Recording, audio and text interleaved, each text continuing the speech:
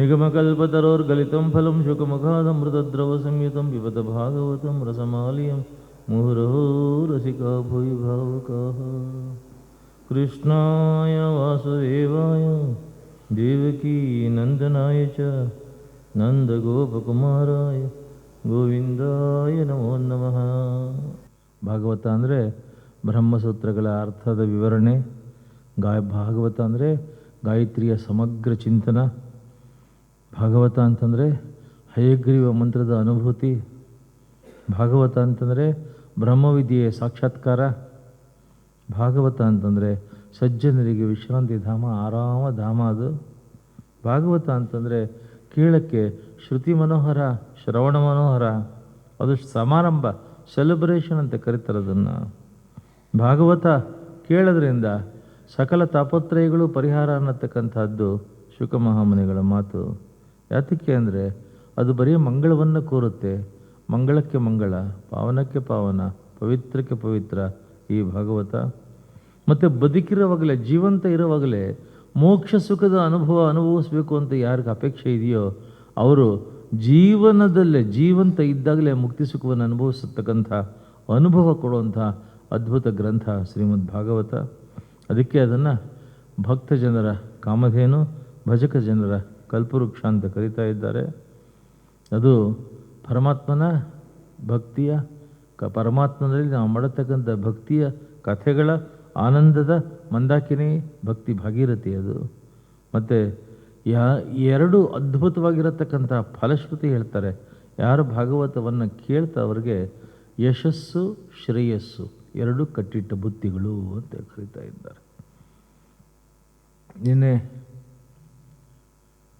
ಹೇಗೆ ಬ್ರಹ್ಮದೇವರು ಮಿಸ್ಟಿಕಲ್ ಸೃಷ್ಟಿಗಳನ್ನು ಮಾಡ್ತಾ ನಾರದರನ್ನು, ದಕ್ಷರನ್ನು, ಕ್ರತುವನ್ನು, ಭೃಗುವನ್ನು, ಆಂಗಿರಸರನ್ನು, ಬರೀಚಿಗಳನ್ನು ತಮ್ಮ ದೇಹದ ನಾನಾ ಭಾಗಗಳಿಂದ ಸೃಷ್ಟಿ ಮಾಡಿ, ಸನಕ ಸನಂದನ ಸನಾತನ ಸನತ್ಕುಮಾರನ ಸೃಷ್ಟಿ ಮಾಡಿ, ರುದ್ರದೇವರನ್ನು ಸೃಷ್ಟಿ ಮಾಡಿ, ಏನು ಅದ್ಭುತ ಮಾಡಿ, ಹಾಗೆಯೇ ಅವನು ನಿಸರ್ಗ ಸಹಜವಾಗಿರತಕ್ಕಂಥ ಸೃಷ್ಟಿಯನ್ನು ಸಹ ಪ್ರಾರಂಭ ಮಾಡೋದಕ್ಕಾಗಿ ತಾವು ಧ್ಯಾನಕ್ಕೆ ಕೂತು ತಮ್ಮ ದೇಹವನ್ನು ಇಬ್ಬಾಗ ಮಾಡಿಕೊಂಡು ಸ್ವಯಂಭೂ ಮನುವಾಗಿ, ಶತರೂಪ ದೇವಿಯಾಗಿ, ಜಗತ್ತಿನ ಮೊದಲ ಮಂಗಳ ಮಧುಮಕ್ಕಳಾಗಿ, ರಾಜರಾಣಿಯರಾಗಿ, ಗಂಡ ಹೆಂಡತಿಯರಾಗಿ ಅವರು ಸಂಸಾರ ಮಾಡಿಕೊಂಡು ಅವರಿಗೆ 3 ಜನ ಆಕೂತಿ, ಪ್ರಸೂತಿ, ದೇವಹೂತಿ ಅನ್ನತಕ್ಕಂಥ 3 ಹೆಣ್ಮಕ್ಳು, ಪ್ರಿಯವ್ರತ, ಉತ್ಥಾನಪಾದ ಅನ್ನತಕ್ಕಂಥ 2 ಗಂಡು ಮಕ್ಕಳಾದರು ಅನ್ನತಕ್ಕಂಥದ್ದನ್ನು ಹೇಳಿ, ಮತ್ತು ಆ ಕರ್ದಮ ಋಷಿ ಬ್ರಹ್ಮದೇವರು ತಮ್ಮ ನೆರಳಿಗೆ ಜೀವಶಕ್ತಿಯನ್ನು ಕೊಟ್ಟು ಅವನೇ ಋಷಿ ಮಾಡಿದರು, ಅವನೇ ಕರ್ದಮ ಆದ. ಕರ್ದಮನಿಗೆ ತಮ್ಮ ಮಗಳು ದೇವಹೂತಿಯನ್ನು ಕೊಟ್ಟು ದೇವಹೂತಿ ಕರ್ದಮರ ಮದುವೆಯಾಗಿ 8-9 ವರ್ಷಗಳಾದ ಮೇಲೆ ದೇವಹೂತಿ ಅವನು ಬಿಂದು ಸರೋವರದಲ್ಲಿ ಮುಳುಗಬ ಅಂಥೇಳಿ ಸುರಸುಂದರಿ ಮಾಡಿ ಜಗತ್ತಿನ ನಾನಾ ಭಾಗಗಳಲ್ಲಿ ಅವರಿಬ್ಬರು ಸುಖ ಸಂಚಾರವನ್ನು ಮಾಡ್ಕೊಂಡು ಬಂದು ನಂತರ 9 ಹೆಣ್ಣು ಮಕ್ಕಳಾಗಿ ಆ 9 ಹೆಣ್ಣು ಮಕ್ಕಳನ್ನು ಸಂಸ್ಕಾರವಂತರನ್ನಾಗಿ ಮಾಡಿ ಅವರಿಗೆ ಮದುವೆ ಮಾಡಿಕೊಟ್ಟು, ಅದಾದ ನಂತರದಲ್ಲಿ ಅವನು ಹೇಳ್ತಾನೆ ಕರ್ದಮ, ನಾನು ನಿನ್ನನ್ನು ಮದುವೆ ಆಗುವಾಗ ನಿಮ್ಮ ತಂದೆ ತಾಯಿಗಳಿಗೆ ಒಂದು ವಿಚಾರ ಹೇಳಿದ್ದೆ, ನನಗೆ ಮಕ್ಕಳಾದ ತಕ್ಷಣ ನನ್ನ ಪಾಡಿಗೆ ನಾನು ಕಾಡಿನಲ್ಲಿ ತಪಸ್ಸು ಮಾಡೋಕ್ಕೆ ಅವಕಾಶ ಕೊಟ್ಬಿಡಿ, ನನಗೆ ಗೃಹಸ್ಥಾಶ್ರಮ ಬೇಡ ಅಂತಂದ್ಬಿಟ್ಟು ಅಂತ. ಮಕ್ಕಳಾಯಿತು, ಮದುವೆ ಆಯ್ತು, ಹೋಗ್ತೀನಿ ಅಂತ ಅವಳು ಹೇಳಿದ್ಲು. ನೀವು ಹೋಗ್ತೀರಾ? ಕಾಡಲ್ಲಿ ನಾನೊಬ್ಬಳೇ, ನನಗೆ ಬೇರೆ ಇನ್ನೇನು ವೃತ್ತಿ ಇಲ್ಲ, ಕೆಲಸವಿಲ್ಲ, ನನ್ನ ಯಾರು ನೋಡ್ಕೋಬೇಕು? ಅದಕ್ಕೆ ಒಂದು ಗಂಡು ಮಗನ್ನು ಕೊಟ್ಟು ನೀವು ಹೋಗೋದು ನಿಮ್ಮ ಗೃಹಸ್ಥ ಧರ್ಮದ ಒಂದು ಕರ್ತವ್ಯ ಅಲ್ವಾ ಅಂದಾಗ ಹೌದು ಅಂತ ಹೇಳಿ ಆಗ ಇಬ್ಬರು ದೇವರಲ್ಲಿ ಪ್ರಾರ್ಥನೆ ಮಾಡ್ಕೊಳ್ತಾರೆ, ನಿನ್ನಂಥ ಒಂದು ಒಳ್ಳೆಯ ಸಂತಾನ ಆಗಲಿ ಅಂತ.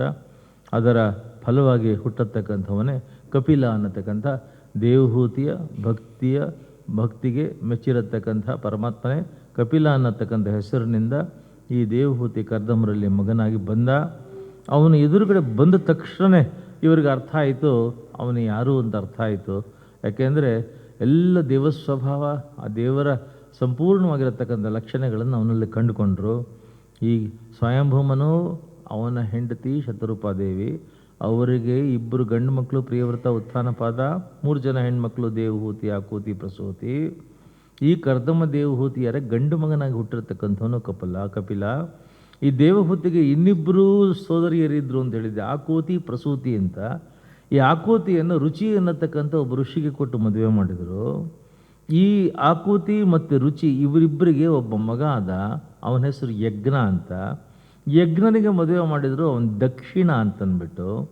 ಯಜ್ಞ ಮತ್ತು ದಕ್ಷಿಣ ಈ ಗಂಡ ಹೆಂಡತಿಗೆ ಮಕ್ಕಳಾದರೂ ಅವರು ತೋಷ, ಪ್ರತೋಷ, ಸಂತೋಷ, ಭದ್ರ, ಶಾಂತಿ, ಇಡಸ್ಪತಿ, ಇಡ್ಮ, ಕವಿ, ವಿಭು, ಸ್ವಹನ, ಸುದೇವ, ರೋಚನ, ಇಷ್ಟು ಜನ ಈ ಯಜ್ಞ ಮತ್ತು ದಕ್ಷಿಣ ಅನ್ನತಕ್ಕಂಥ ದಂಪತಿಗಳ ಮಕ್ಕಳಾದರು. ಇವರು ಆಕೂತಿ ಮತ್ತು ರುಚಿ ಅನ್ನತಕ್ಕಂಥವ್ರ ಮಕ್ಕಳು. ಇವರು 3 ಜನ ಹೆಣ್ಮಕ್ಳು, ದೇವಹೂತಿ, ಆಕೂತಿ, ಪ್ರಸೂತಿ ಅಂತ. ಪ್ರಸೂತಿ ಅನ್ನತಕ್ಕಂಥವಳು ದಕ್ಷ ಪ್ರಜಾಪತಿ ಅಂತಕ್ಕಂಥವನಿಗೆ ಮದುವೆ ಮಾಡಿಕೊಟ್ರು. ದಕ್ಷ ಪ್ರಜಾಪತಿ ಬ್ರಹ್ಮ ತನ್ನ ಮಿಸ್ಟಿಕಲ್ ಸೃಷ್ಟಿಯಿಂದ ಸೃಷ್ಟಿ ಮಾಡಿರತಕ್ಕಂಥವ್ನು ಅಂತ ಹೇಳಿದೆ. ದಕ್ಷ ಪ್ರಜಾಪತಿಗೆ ಒಂದು ರೆಸ್ಪಾನ್ಸಿಬಿಲಿಟಿ ಕೊಟ್ಟಿದ್ದ, ಪ್ರಜಾಭಿವೃದ್ಧಿಯನ್ನು, ಸಂತಾನಾಭಿವೃದ್ಧಿಯನ್ನು ಮಾಡಿ ಜಗತ್ತಿನ ತುಂಬ ಜನಗಳನ್ನು ತುಂಬಿಸತಕ್ಕಂಥದ್ದು. ಅಂತಹ ದಕ್ಷ ಪ್ರಜಾಪತಿಗೆ ಪ್ರಸೂತಿ ಅನ್ನತಕ್ಕಂಥ ಮಗಳನ್ನು ಕೊಟ್ಟು ಮದುವೆ ಮಾಡ್ದ. ಇಲ್ಲೊಂದು ಭಾಳ ಆಶ್ಚರ್ಯಕರ ವಿಚಾರ ಏನು ಅಂದರೆ, ಜಗತ್ತು ಸೃಷ್ಟಿಯಾದಾಗ, ಅಂದರೆ ಜಗತ್ತಿನಲ್ಲಿ ಏನೇನೂ ಇರಲಿಲ್ಲ, ಅನಂತ ಕಾಲದಿಂದ ಅನಂತನ ಮೇಲೆ ಅನಂತ ಪದ್ಮನಾಭನಾಗಿ ಮಲಗಿರತಕ್ಕಂಥ ಪರಮಾತ್ಮ ತನ್ನ ನಾಭಿಯಿಂದ 14 ದಳಗಳ ಅದ್ಭುತ ಕಮಲವನ್ನು ಪಲ್ಲವಿಸಿದಾಗ 14 ಲೋಕಗಳು ಬಂದು, ಅದರ ಮಧ್ಯೆ ಬ್ರಹ್ಮದೇವರು ಬಂದು 4 ದಿಕ್ಕುಗಳನ್ನು ಒಮ್ಮೆಗೆ ನೋಡತಕ್ಕಂತಹ ಸಾಮರ್ಥ್ಯ ಇದ್ದಿದ್ದರಿಂದ ಚತುರ್ಮುಖ ಬ್ರಹ್ಮ ಅನ್ನತಕ್ಕಂಥ ಹೆಸರಿನಿಂದ ಬಂದ. ಅವನಿಗೆ ಸೃಷ್ಟಿಯನ್ನು ಮಾಡೋ ನೀನು ಅಂತ ಹೇಳಿದಾಗ ಅವನು ತಪಸ್ಸು ಮಾಡಿ ಸೃಷ್ಟಿ ಕಾರ್ಯವನ್ನು ಪ್ರಾರಂಭ ಮಾಡಿದಾಗ ಅನೇಕ ಜನರನ್ನು ಸೃಷ್ಟಿ ಮಾಡ್ದ.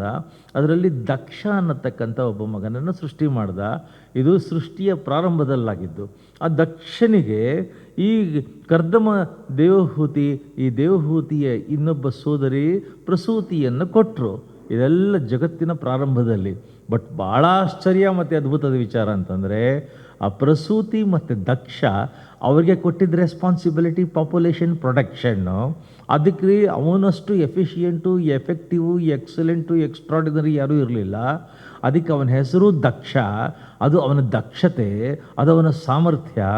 ಅವನ ಹೆಂಡತಿ ಇದು ಪಾಪ್ಯುಲೇಷನ್ ಪ್ರೊಡಕ್ಷನ್ ಆದ್ದರಿಂದ ಪಾಪ್ಯುಲೇಷನ್ ಪ್ರೊಡಕ್ಷನ್ನಲ್ಲಿ ಎಕ್ಸ್ಪರ್ಟ್ ಆಗಿರತಕ್ಕಂಥವಳು, ಅವಳಿಗೆ ಹೆಸರು ಪ್ರಸೂತಿ ಅಂತ.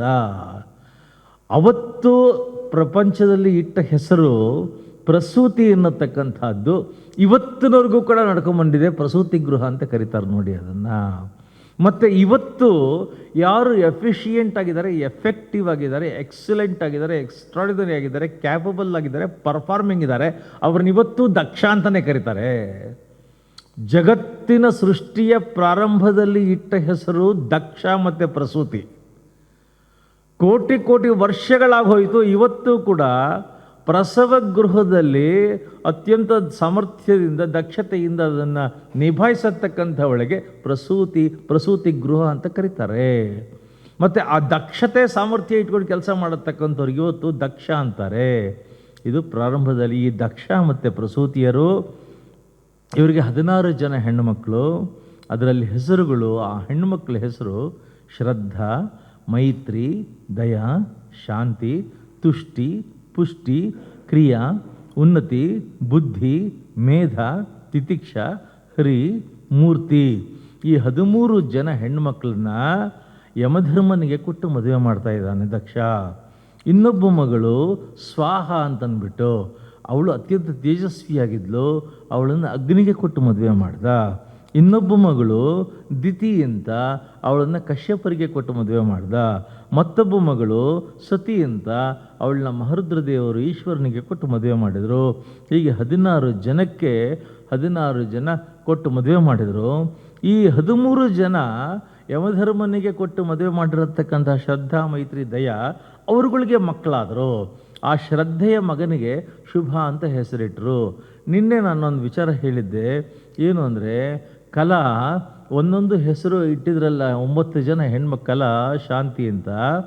ಅದು ನಮ್ಮ ಹೆಣ್ಣು ಮಕ್ಕಳಿಗೆ ಎಂಥ ಸಂಸ್ಕಾರ, ಎಂಥ ಸಂಸ್ಕೃತಿ, ಎಂಥ ಲಕ್ಷಣ, ಎಂಥ ವಿದ್ಯೆ ಇದ್ದು ಹೇಗೆ ಸುಸಂಸ್ಕೃತರಾಗಿ ಅವರು 2 ಮನೆಗಳನ್ನು, ಇಡೀ ಸಮುದಾಯವನ್ನು, ಬದುಕನ್ನು ಬೆಳಗಿಸ್ಬೇಕು, ಬದುಕು ಕಟ್ಕೊಡ್ಬೇಕು ಅನ್ನತಕ್ಕಂಥ ಅರ್ಥ ಬರೋ ರೀತಿಯಲ್ಲಿ ಅವರಿಗೆ ಹೆಸರುಗಳಿಡ್ತಾ ಇದ್ರು. ಇವರಿಗೂ ಕೂಡ ಈ 13 ಜನ ಹೆಣ್ಮಕ್ಳನ್ನ ಏನು ಯಮಧರ್ಮನಿಗೆ ಮದುವೆ ಮಾಡಿಕೊಡ್ತಾರೆ, ಅದರಲ್ಲಿ ಮೊದಲನೇ ಅವಳು ಶ್ರದ್ಧೆ ಅಂತ. ಅವಳ ಮಗ ಶುಭ. ಯಾರು ಶ್ರದ್ಧೆಯಿಂದ ಕೆಲಸ ಮಾಡ್ತಾರೆ ಫಲಶ್ರುತಿ ಶುಭ, ಒಳ್ಳೆಯದಾಗುತ್ತೆ, ಮಂಗಳ. ಮೈತ್ರಿ ಅನ್ನತಕ್ಕಂಥವಳಿಗೆ ಮಗ ಪ್ರಸಾದ. 3ನೇವಳು ದಯಾ ಅನ್ನತಕ್ಕಂಥವಳು ಮಗ ಅಭಯ. 4ನೇವಳು ಶಾಂತಿ ಅಂತ ಅವಳ ಹೆಸರು. ಅವಳ ಮಗನಿಗೆ ಸುಖ ಅಂತ ಹೆಸರು ಕೊಟ್ಟರು. ಯಾರ ಮನೇಲಿ ಶಾಂತಿ ಇದೆ ಅವ್ರ ಮನೇಲಿ ಸುಖ ಇರುತ್ತೆ, ಯಾರ ಮನಸ್ಸಿನಲ್ಲಿ ಶಾಂತಿ ಇದೆ ಅವರು ಸುಖವಾಗಿರ್ತಾರೆ. ಮನಃಶಾಂತಿ, ಆ ಪ್ರಶಾಂತತೆ, ಕೂಲಾಗಿರೋದು, ಕಾಮಾಗಿರೋದು, ಅದಿತ್ತು ಅಂತಂದರೆ ಸುಖ. ಶಾಂತಿ ಮಗ ಸುಖ.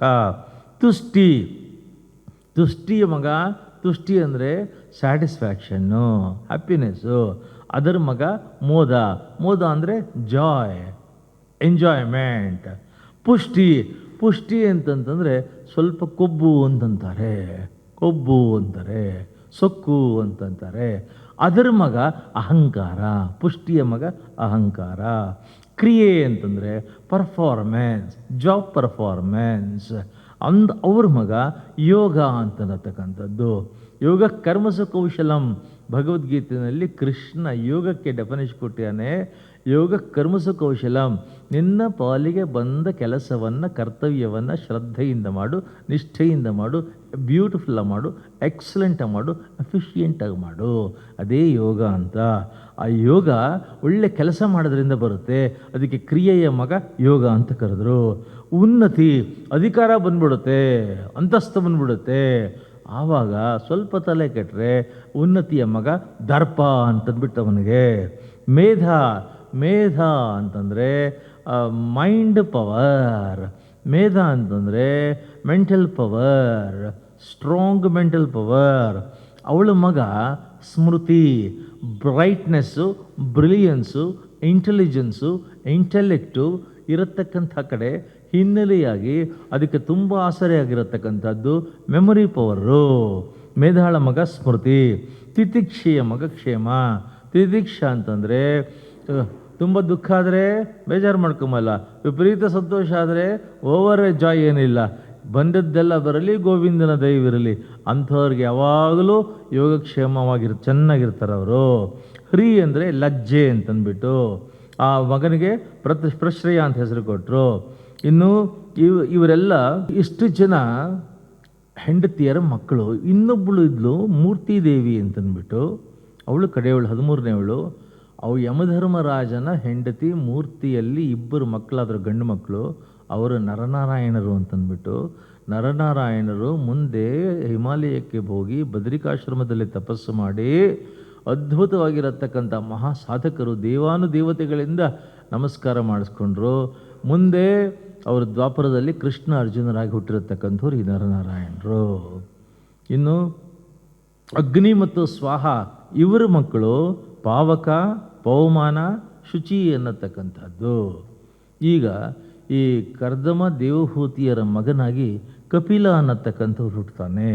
ಆ ಕಪಿಲ ಹುಟ್ಟಿದ ತಕ್ಷಣ ದೇವಸ್ವಭಾವ, ದೇವಲಕ್ಷಣೆಗಳನ್ನು ತಂದೆ ತಾಯಿಯರು ಸಂಪೂರ್ಣ ಅವನಲ್ಲಿ ಕಾಣ್ತಾರೆ.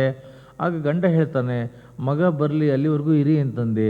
ಮಗ ಬಂದಿದ್ದಾನೆ, ಇಡೀ ಜಗತ್ತಿನ ಸಂರಕ್ಷಕ, ನಿನ್ನ ಸಂರಕ್ಷಣೆ ದೊಡ್ಡದಲ್ವೇ ಇಲ್ಲ, ನೋಡ್ಕೊಳ್ತಾನೆ, ನಾನು ತಪಸ್ಸಿಗೆ ಹೋಗ್ತೀನಿ ಅಂತ ಹೊರಟೇ ಬಿಟ್ಟ. ಆಗ ಕಪಿಲ ಎದುರುಗಡೆ ಕೂತಾಗ ತಾಯಿ ಮುಖವನ್ನು ನೋಡಿದ್ಲು. ಮಗ ಅಂತಂದರೂ ಕೂಡ ಅವನಿಗೆ ಗೊತ್ತಾಯಿತು ಇವನು ಕಪಿಲ ನಾಮಕ ಪರಮಾತ್ಮನೇ ಅಂತ.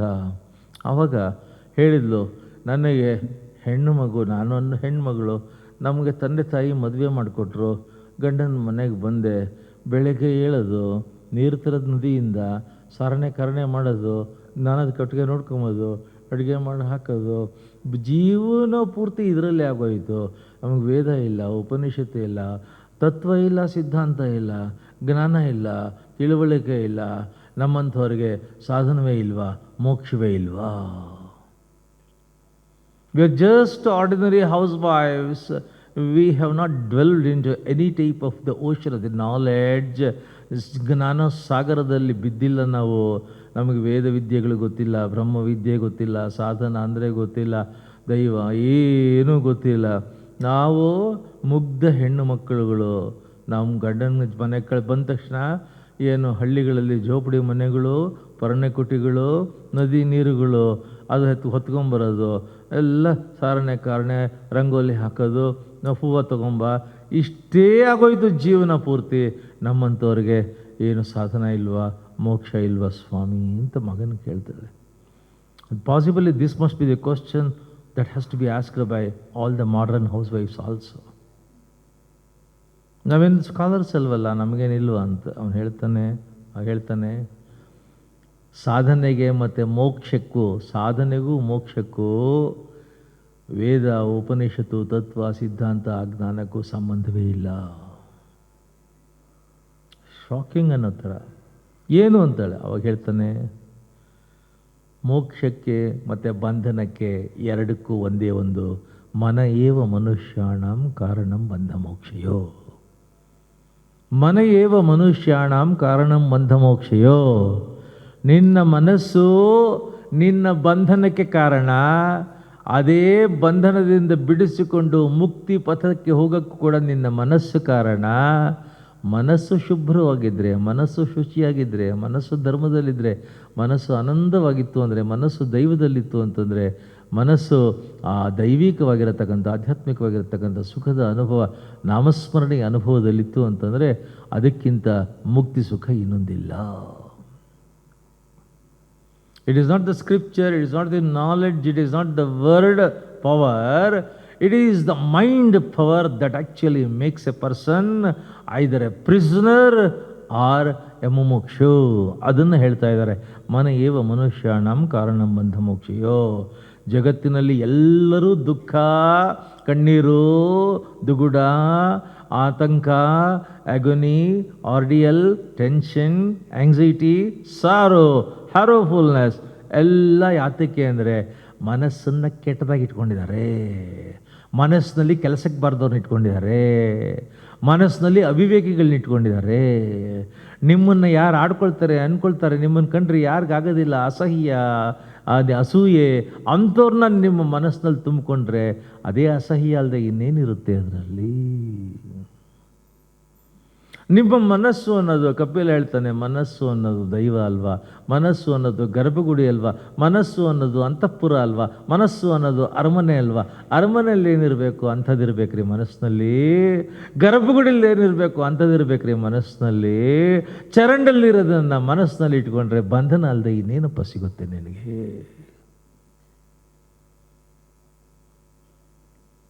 ಮನ ಏವ ಮನುಷ್ಯಾಣಂ ಕಾರಣಂ ಬಂಧ ಮೋಕ್ಷಯೋ. ಮನಸ್ಸನ್ನು ಶಾಂತವಾಗಿ ಇಟ್ಕೊಳ್ಳಿ, ಪ್ರಶಾಂತವಾಗಿ ಇಟ್ಕೊಳ್ಳಿ, ಒಳ್ಳೆ ಸನ್ನಿಧಾನದಲ್ಲಿ ಇಟ್ಕೊಳ್ಳಿ, ಸಜ್ಜನರ ವಿಚಾರದಲ್ಲಿ ಇಟ್ಕೊಳ್ಳಿ, ದೇವರ ವಿಚಾರದಲ್ಲಿ ಇಟ್ಕೊಳ್ಳಿ, ಭಗವಂತನ ವಿಚಾರ ಇಟ್ಕೊಳ್ಳಿ, ಭಕ್ತಿ ವಿಚಾರ ಇಟ್ಕೊಳ್ಳಿ, ಭಗವಂತನಲ್ಲಿ ಭಕ್ತಿ ಮಾಡತಕ್ಕಂಥ ಭಕ್ತರ ವಿಚಾರ ಇಟ್ಕೊಳ್ಳಿ, ಸಾಧುಗಳ ವಿಚಾರ ಇಟ್ಕೊಳ್ಳಿ. ಯಾರ ಮನಸ್ಸು ಸ್ವಚ್ಛ ಇದೆಯೋ ಅಂಥವ್ರು ನಿಮ್ಮ ಮನಸ್ಸಿನಲ್ಲಿರಲಿ. ಬೆಳಗ್ಗೆಯಿಂದ ನ್ಯೂಸ್ ಪೇಪರ್ ಓದಿ, ಬೆಳಗ್ಗೆಯಿಂದ ಟಿ ವಿ ನೋಡಿ, ಕೆಲಸಕ್ಕೆ ಬರೆದ ಜನಗಳನ್ನು, ಮಂಕುಗಳನ್ನು, ಮುಟ್ಟಾಳರುಗಳನ್ನು, ಮೂಢರುಗಳನ್ನು, ಭ್ರಷ್ಟರನ್ನು, ನಷ್ಟರನ್ನು, ದುಷ್ಟರನ್ನು, ದುರ್ಮಾರ್ಗರನ್ನು ನಿಮ್ಮ ತಲೆ ಒಳಗೆ ಹಾಕ್ಕೊಂಡ್ರೆ ಮನಸ್ಸು ನಷ್ಟವಾಗಿದೆ, ಭ್ರಷ್ಟವಾಗಿದೆ, ಕಷ್ಟವಾಗಿದೆ, ಸಂಕಷ್ಟವಾಗಿದೆ, ಇನ್ನೇನ್ರಿ ಆಗುತ್ತೆ. ನಿಮಗೆ ಸುಖ ಬೇಕು ಅಂದರೆ, ಕಪಿಲ ನಾಮಕ ಪರಮಾತ್ಮ ತಾಯಿಗೆ ಹೇಳ್ತಾನೆ, ಸುಖ ಬೇಕು ಅಂದರೆ ಮೊದಲು ಮನಸ್ಸನ್ನು ಸ್ವಚ್ಛ ಮಾಡ್ಕೋ, ಮನಸ್ಸನ್ನು ತಿಳಿ ಮಾಡ್ಕೋ, ಮನಸ್ಸನ್ನು ಹಗೂರ ಮಾಡ್ಕೋ. ಸಜ್ಜನರು ಮಾತ್ರ ಅಲ್ಲಿರಬೇಕು, ಯೋಗ್ಯರು ಅದರಲ್ಲಿರಬೇಕು, ಸತ್ಪಾತ್ರದಲ್ಲಿರಬೇಕು, ಧರ್ಮ ಅಲ್ಲಿರಬೇಕು, ದೈವ ಅಲ್ಲಿರಬೇಕು, ಶಾಂತಿಯಲ್ಲಿರಬೇಕು, ಪ್ರಶಾಂತ ತಂಗಾಳಿ ತಂಪು ನಿಮ್ಮ ಮನಸ್ಸಿನಲ್ಲಿರಬೇಕು. Always you should be floating in the state of happiness. ಮನಸ್ಸನ್ನು ಚೆನ್ನಾಗಿ ಇಟ್ಕೋಬೇಕು. ಆಮೇಲೆ ಅದು ಇನ್ನೊಂದು ವಿಚಾರ ಹೇಳ್ತಾನೆ, ಏನು ಅಂತಂದರೆ, ನೋಡು, ಒಂದು ಬೀಗದ ಕೈ ಇದೆ ತಾಯಿ, ಆ ಬೀಗದ ಕೈಯನ್ನು ಪೆಟ್ಟಿಗೆ ಇದೆ, ದೊಡ್ಡ ಪೆಟ್ಟಿಗೆ ಇದೆ, ಪೆಟ್ಟಿಗೆಗೆ ಬೀಗ ಹಾಕಬೇಕು.